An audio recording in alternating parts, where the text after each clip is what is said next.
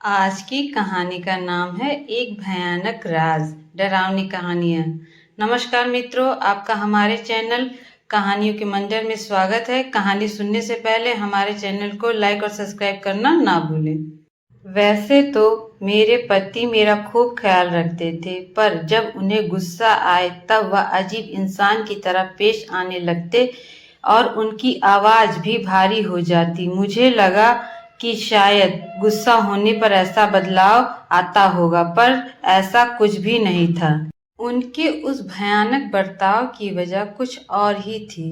एक रात मैं और मेरे पति सोए हुए थे, तभी अचानक मैंने महसूस किया कि मेरे पति गहरी गहरी सांसें ले रहे थे और नींद में बोले जा रहे थे कि मुझे छोड़ दो, बस करो, मुझे माफ कर दो। जो कुछ भी हुआ उसमें मेरी गलती नहीं थी। यह सब सुनकर मेरे तो रोंगटे खड़े हो गए। मैंने उन्हें फौरन जगा दिया और उनसे पूछा कि क्या बात है, तुमसे क्या गलती हो गई थी और नींद में यह सब तुम क्या बड़बड़ा रहे थे। मेरे पति ने बात टालने की कोशिश की और वह बिना सफाई एक्सप्लेनेशन दिए सोने लगे। मैंने उनसे फिर वही सवाल दोहराया। इस बार उन्होंने गुस्से में मुझे थप्पड़ मार दिया। यह पहली बार था जब उन्होंने मुझ पर हाथ उठाया था। उस रात मैंने ठान लिया कि इस राज का पता लगाऊंगी।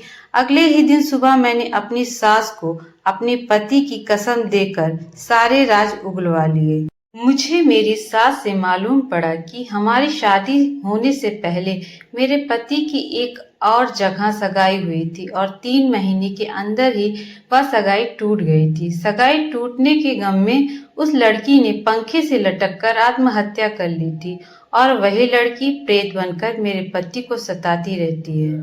ऐसे किस्सों में दूसरे परिवार की लड़की देते नहीं हैं, इसलिए मेरे ससुराल वालों ने यह बात हमसे छुपाई थी। उसी रात मैंने अपने पति से खूब झगड़ा किया और मैंने तलाक लेने का मन बना लिया, क्योंकि इतना बड़ा राज उसने मुझसे छुपाकर हम सबको धोखा देकर मुझसे शादी की थी।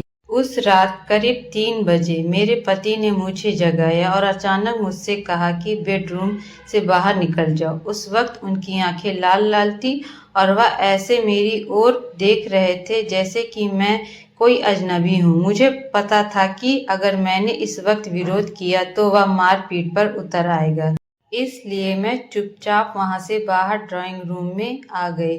मुझे नींद तो आनी नहीं थी, इसलिए पड़ी पड़ी सोच रही थी कि आगे का जीवन कैसे बिताऊंगी। तभी अचानक बेडरूम से किसी के बातें करने की आवाज आने लगी। मेरा दिल ही बैठ गया, क्योंकि वहां मेरे पति के अलावा कोई भी नहीं था। मैंने फौरन ही हॉल में जाकर देखा तो मेरे होश उड़ गए। हमारे बेडरूम में पंखे से एक लाश लटक रही थी और पास बैठा मेरा पति बेतहाशा रोए जा रहा था और पास खड़ी दूसरी परछाई से बातें कर रहा था। यह सब देखकर तो मेरा सिर चकरा गया। मैंने तुरंत अपने सास और ससुर को जगाया और बेडरूम खुलवाने को कहा। थोड़ी ही देर में मेरा पति बाहर आ गया और सारी बातों से मुकर गया और उस वक्त कमरे में भी कुछ नहीं था। अगले ही दिन मैं अपने माता पिता के घर गई और उन्हें सारी घटना बताई। मेरे पापा और माँ मुझे लेकर एक ओझा बाबा ज्योतिष के पास गए। फिर हमने उन्हें यह सब बातें बताई तो उन्होंने चौंकाने वाला खुलासा किया।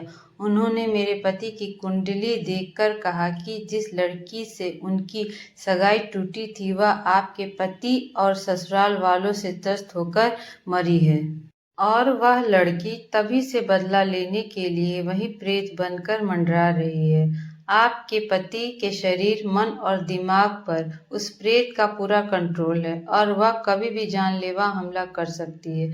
अगले ही दिन हमने तलाक का प्रोसेस शुरू कर दिया और उस भयानक माहौल से मैं बाहर आ गई।